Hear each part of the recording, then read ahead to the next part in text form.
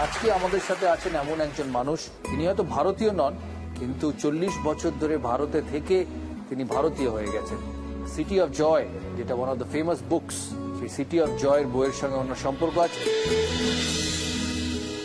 মানুষ কিভাবে দিনের পর দিন নিজের সমস্ত ইচ্ছে, স্বার্থ, ভবিষ্যৎ ছেড়ে মানুষের জন্য নিজের জীবনকে স্যাক্রিফাইস করে, আমরা দেখব।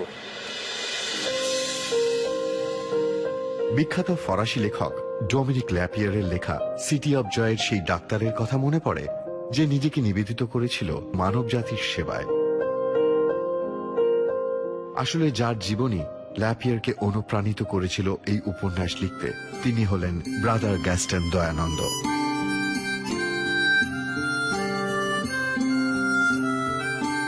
আশি ছুঁই ছুঁই এই মানুষটার পুরো জীবনটাই কেটেছে অনাথ, গরিব, আর্ত, পীড়িতদের সেবায়।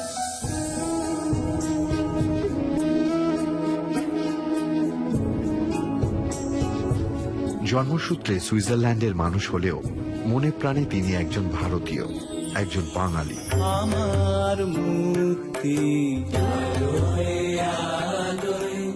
এই আকাশে। শুধুমাত্র মানব জাতির সেবায় নিজেকে নিয়োজিত করার জন্য নিজের দেশ, পরিবার ছেড়ে ঘর বেঁধেছেন এই পশ্চিম বাংলায়।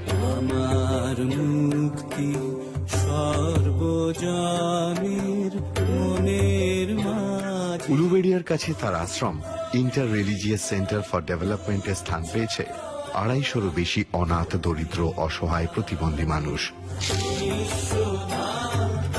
যাদের এককালে ঠিকানা ছিল ফুটপাত কিংবা রেলওয়ে প্ল্যাটফর্ম। শারীরিক, মানসিক লাঞ্ছনায় ছিল যাদের নিত্যদিনের সঙ্গী, তারা পেল নিজেদের একটা পরিবার।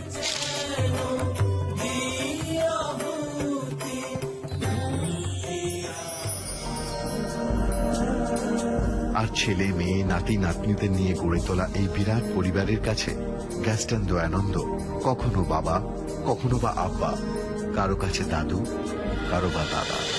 দেশ, ধর্ম, জাতির গণ্ডি পেরিয়ে তিনি বিশ্বাস করেন একটাই মন্ত্রে, সবার উপরে মানুষ সত্য, তাহার উপরে নাই।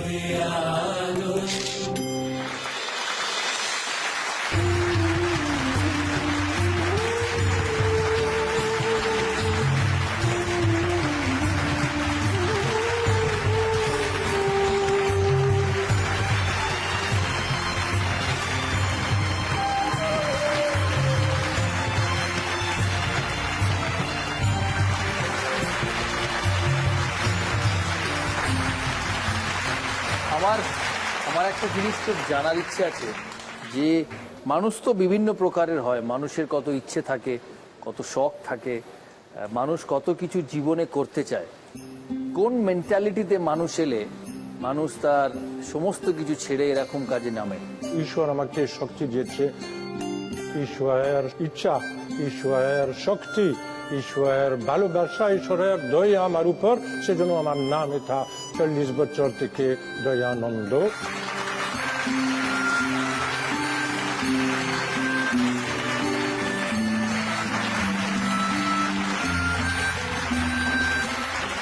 সুইজারল্যান্ডে কোথায় জন্ম? Where were you born in Switzerland?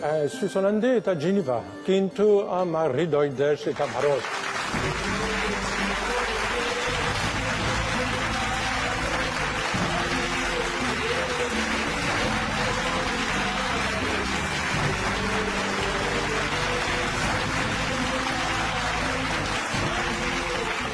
এই জন্যই ভারতবর্ষে আসা, কারণ হৃদয় ভারতবর্ষে বলে। হ্যাঁ, সেই জন্য। সুইজারল্যান্ডে যাওয়া হয় ফেরত? না, আর 20 বছর আমি যাইনি। 20 বছর যান? এই ফুল শেষ, আমার দেশ এখানে আছে।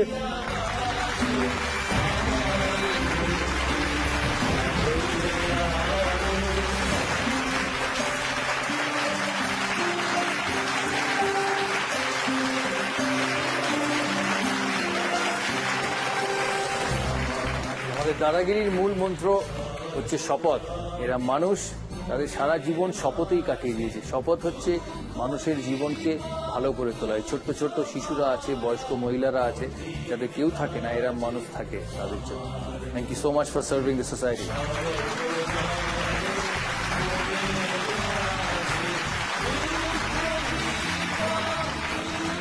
কত রানের প্রশ্ন নেবেন? 6 রান। 6 6 রানের প্রশ্ন। হে মহাপ্রাণ ওঠো জাগো, জগৎ দুঃখে পুড়ে খাক হয়ে যাচ্ছে, তোমার কি নিদ্রা সাজে? বিখ্যাত এই উক্তিটি কার? চারটে option: mother Teresa, Swami Vivekananda, Sri Ramakrishna, ঋষি অরবিন্দ।